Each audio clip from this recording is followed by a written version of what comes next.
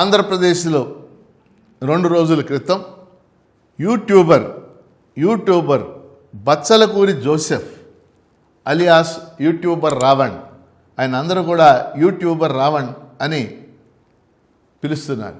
ఉపా చట్టం కింద అరెస్ట్ చేయబడ్డారు. ఉపా చట్టం కింద అరెస్ట్ చేయడానికి ముందు వరుసగా 4 రోజుల పాటు ఆయన అరెస్ట్ చేస్తే 4 రోజుల్లో కూడా ఆయన బెయిల్ మీద బయటకు వచ్చారు. సో బెయిల్ మీద బయటకు వచ్చారు కాబట్టి ఆయన ఈసారి ఉపా చట్టంలో ఉన్న కొన్ని సెక్షన్ల కింద అరెస్ట్ చేసి ప్రస్తుతం నెల్లూరు జైలుకి ఆయన్ని 14 రోజుల పాటు రిమాండ్కి పంపించారు. ఉపా చట్టం అనేది చాలా ప్రమాదకరమైన చట్టం. UAPA unlawful activities prevention act 1967లో చేయబడింది. Unlawful activities prevention act. Unlawful అంటే చట్ట వ్యతిరేక కార్యకలాపాల నిరోధక చట్టం. ఈ చట్టం కింద అరెస్ట్ చేస్తే బెయిల్ ఇవ్వాల్సిన అవసరం లేదు చాలా సందర్భాలు. ఇప్పుడు ఉమర్ ఖలీద్ 5 ఏళ్ల నుంచి 6 ఏళ్ల నుంచి జైల్లో ఉన్నాడు, బెయిల్ లేదు ఆయనకి.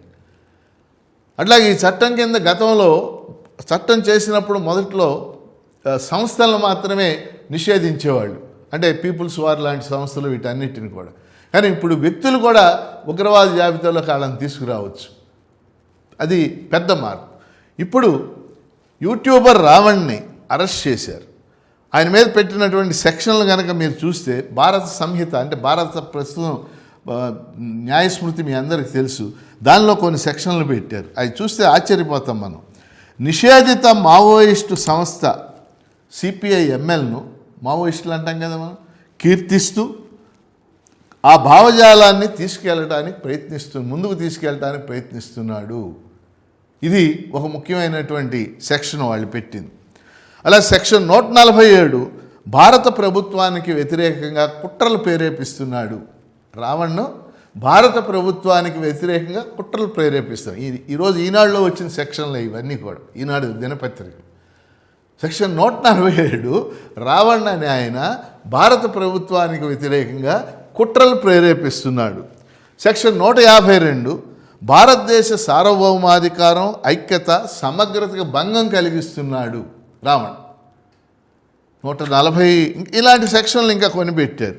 అలాగే 192 అల్లర్లు సృష్టించే ఉద్దేశంతో విద్వేషపూరిత ప్రసంగాలు చేస్తున్నాడు. ఈ సెక్షన్లన్నీ పెట్టారు. దీంతోపాటు ఇప్పుడు ఉపా చట్టం సెక్షన్లు పెట్టి ఆయన్ని అరెస్ట్ చేశారు.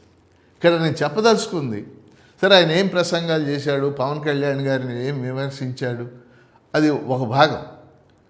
కానీ చాలా ప్రధానమైనది ఏంటంటే రాజ్యాంగం మనకు కొన్ని హక్కులు ఇచ్చింది, ప్రజాస్వామ్య హక్కులు ఇచ్చింది. ఈ హక్కులు రావడానికి ఈ భూమి మీద 1000 సంవత్సరాల పోరాటాలు జరిగినాయి. 1215లో మ్యాగ్నా కార్టా అని చెప్పేసి ఇంగ్లాండ్ ప్రజలు మాకు హక్కులు కావాలని రాజుగారి మీద తిరుగుబాటు చేశారు. జాన్ లాక్ అని చెప్పేసి ఆయన సహజ హక్కుల సిద్ధాంతం అని చెప్పేసి ప్రతిపాదించాడు. అలాగే ఫ్రెంచ్ విప్లవం, వీటన్నిటిలో కూడా హక్కుల కోసం జరిగిన పోరాటాలు ఇవన్నీ కూడా. భారత రాజ్యాంగంలో కూడా కొన్ని ప్రాథమిక హక్కులను మనం చేర్చుకున్నాం. మనం గుర్తుపెట్టుకోవాల్సింది ఏంటంటే ఇక్కడ రావణ, ఎక్సా, బొయ్య, జడ్డ కాదు నేను మాట్లాడుతాను. పోటా లాంటి చట్టాలు, టాడా లాంటి చట్టాలు, ఉపా లాంటి చట్టాలు, ఇవి ప్రజాస్వామ్య హక్కుల్ని హరించే చట్టాలు, రాజ్యాంగ హక్కుల్ని హరించేటటువంటి చట్టాలు. వీటిని మనం వ్యతిరేకించబోతే రేపు ఇవి మనని కూడా కబళిస్తాయి. ఇవాళ ఎవరైతే వాటిని సమర్థిస్తున్నారో వాళ్ళని కూడా కబళించే అవకాశం ఉంది. రేపు ప్రభుత్వాలు మారుతూ ఉంటాయి కదా. అందుకని బేసిక్గా నేను ప్రజాస్వామ్యవాదులందరికీ నేను చేసే విజ్ఞప్తి ఏంటంటే మనం ఉపా చట్టాన్ని వ్యతిరేకించాలి, ఉపా చట్టంలో సెక్షన్లను వ్యతిరేకించాలి, యూట్యూబర్ రావణ్ని ఉపా చట్టం కింద అరెస్ట్ చేయటాన్ని వ్యతిరేకించాలి. కాబట్టి రావణ్ మీద ఉపా చట్టం కింద పెట్టినటువంటి సెక్షన్లన్నీ కూడా విత్డ్రా చేయాలని చెప్పేసి నేను ఈ ఛానల్ ద్వారా కోరుతూ, మరి మనందరం కూడా ప్రజాస్వామ్య హక్కులు, ఎందుకంటే ప్రజాస్వామ్యంలో ప్రభుత్వాలు మారుతూ ఉంటాయి, ప్రజాస్వామ్యంలో సహనం ఉండాలి, విమర్శలు అద్దుమీరకుండా కూడా ఉండాలి, వ్యక్తిగతమైన విమర్శలు అనవసరం.